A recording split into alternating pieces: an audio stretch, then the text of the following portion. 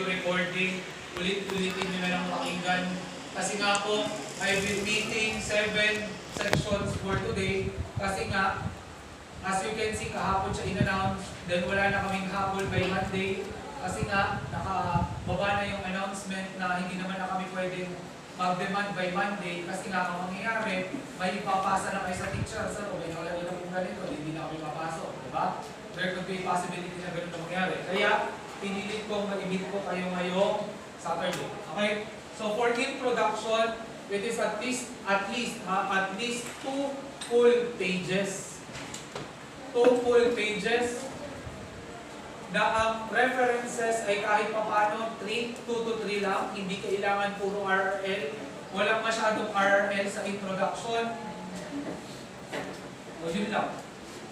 Yung dalawang bagay lang na yun. Tapos ang intro nyo po is dapat ay bukod sa thematic, ito ay naka-funnel approach from broad to specific hanggang papunta doon sa pinakang gusto nyong pag-aralan.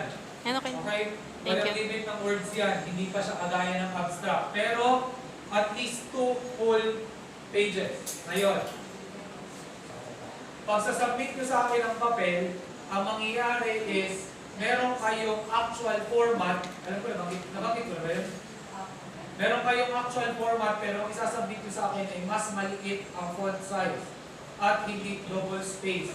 Kumbaga, may mga nagpapacheck sa akin ngayon, meron naka-double spacer, okay na po ba to? Tapos, pag may mga kasama ng SOP yun, para mas matipid sa papel, pagkasyahin nyo na, kahit alisin nyo yung spacing, basta mababasa ko. Okay? And please, area na lang ang gamitin yung font. Baka mamaya, pag dikit-dikit yun, ito times New Roman yun, masakit mo sa mata yun, ha? So, area na lang ang font na gamitin nyo. So, that is for introduction. Next, SOP. Ito yung merong intro. Tapos, number 1, demographic profile. Number 2, yung pinakang variables nyo. Okay, yung pinakang variables. Ngayon, ilan na ang quality sa kamay? Ilan ang quality? Bawat group. Bawat group ha, so apat ang naka-qualitative. Ngayon, sige mamaya, quantity muna ako. Quantity, ang quantity po is automatic. Pag ginawa mo to, kasunod yan, 1.1, 1.2, 2.1, 2.2, tapos number 3. Ganun po dapat ang makikita kong style ng format nyo ha, mga quantitative.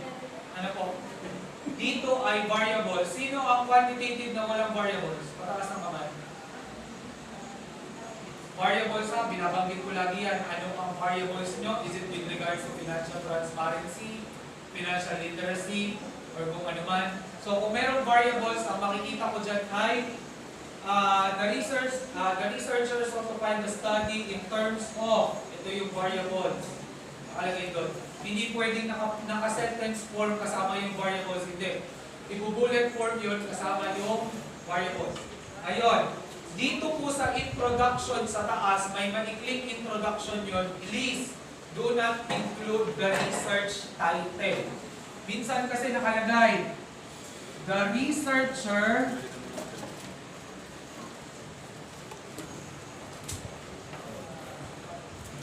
the researchers will aim to study, tapos title na yan, Financial Literacy among LGU employees of Lopez Quezon. Huwag ganun. Hindi sinasama ang research title sa component ng introduction. Buuhan nyo siya ng sarili nyong introduction na sinasabi din tungkol sa research title nyo. Kasi baka makasanayan nyo na kada gagawa kayo ng introduction, nababasa ko yung research title, which is, it is somehow redundant.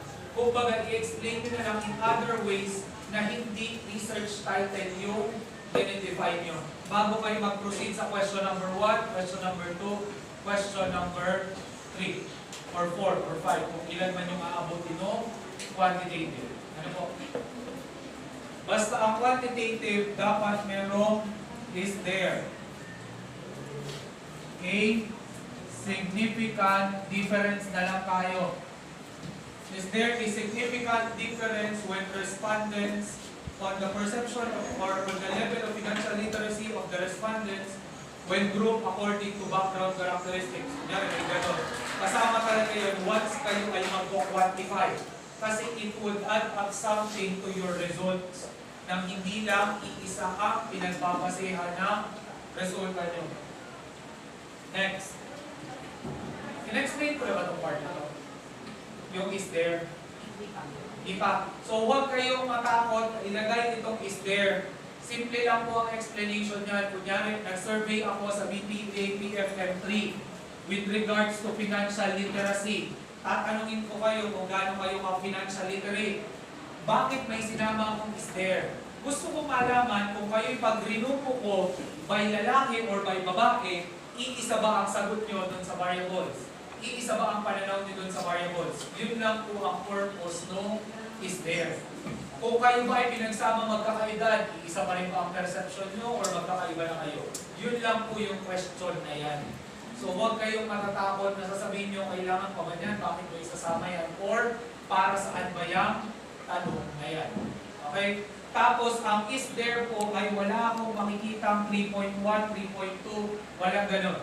Isang sentence lang talaga siya or dalawa, then question mark sa dulo, okay na yun. Kahit at tinutukoy ay demographic at variables, hindi niya kailangang samahan ng variable. Please. Okay? So I just have a gentle reminder for now para sa buong klase. Since kayo ay isa sa mga section na hindi ko pa na-check ang papel, please, sana naman hindi kayo mag-call kagaya ng ibang program na na-checkan ko. Kasi dito na nagkakaroon ng battle of discussion and your comprehension. Ano po? Kasi there are some sections na na-checkan ko, basic lang. Ang research nyo dapat ay naka-will, shall, or for short, naka-future tense. Pero, there are some instances sa akin na ang estudyante ay nagsasubmit ng ganito.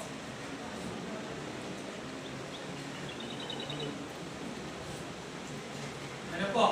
Uulitin ko for how many times na, kahit dito sa ibang klase or what, you will still be conducting your study. Hindi pa siya nagagawa, mangyayari pa lang siya. So wala tayong makikita masyadong past tense dyan. Ano ang ginawa kong pandala sa mga estudyante para dito, na sana hindi na natin i-apply dito?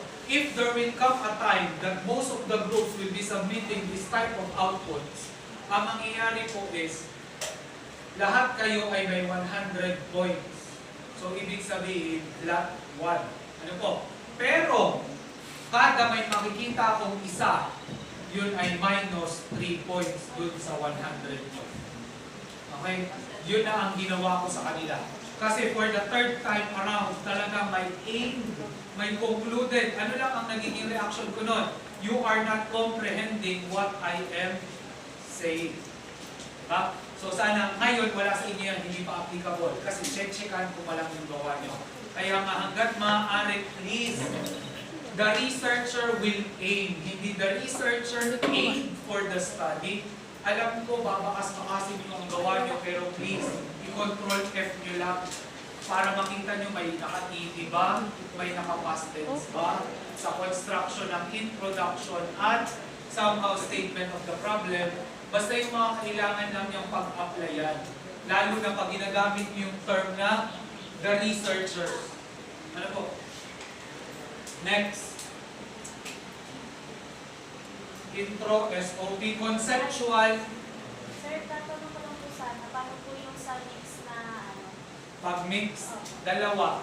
Kumbaga, kasama sa objective nyo yung questions na sasagutin ng interview at kasama rin sa SOP nyo yung sasagutin ng questionnaire. Okay, ganun ang mangyayari. Siya nga po pala, sa interview, nakausap ko si Ma'am Marian, and usually siya kasi ay site graduate. So sila ang gumagamit ng qualitative approach. Ano po? Sa qualitative, for example, per municipality or per office ang gagawin nyo, pwede nyo gawing FGD ang mangyayari. Sabay-sabay nyo silang kakausapin. Then, magtatanong kayo, may ibig lang sa kanila. Ganun na lang ang magiging usap. Basta sabay-sabay, kumbaga it is a focus group discussion. Ganun na lang po ang magiging approach na. Okay? Pero sa template muna tayo. Or ito muna ang gagawin nyo. Kasi yun ay sa chapter 3 or sa methods pa yung papasok. Next. Conceptual. You will leave conceptual framework blank. Gagawin nyo yan ang kasama ako. Ano po? Yung may mga box na kaganito, box, tapos may arrow. Tapos minsan may arrow pa yung box. Nagbabalik po yan, depende sa study. Ang qualitative ay walang conceptual framework. Okay?